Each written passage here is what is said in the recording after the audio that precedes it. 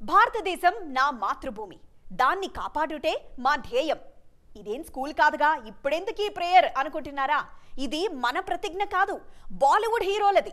వాళ్లకు వేరే కథలే దొరకట్లేదనుకుంటా. అందుకే ప్రతి హీరో సైనికుడిగా మారిపోతున్నారు.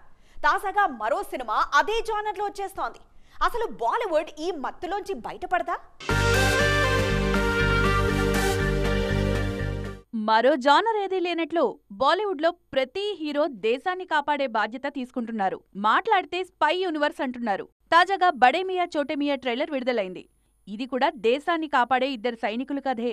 అక్షయ్ కుమార్, టైగర్ ష్రాఫ్ హీరోలుగా నటిస్తుంటే Malayalam star hero Prithviraj Sukumaran villain గా నటిస్తున్నారు.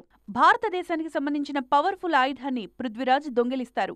3 రోజుల్లోనే దాన్ని తిరిగి తెచ్చే బాధ్యత అక్షయ్, టైగర్ ష్రాఫ్లకు అప్పగిస్తారు. ఆ తర్వాత ఏం జరిగిందనేది కథ.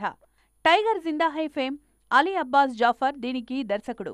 ట్రైలర్ చూస్తుంటే అదే స్పై యూనివర్స్లో భాగంగా వస్తున్నట్లే అనిపిస్తోంది.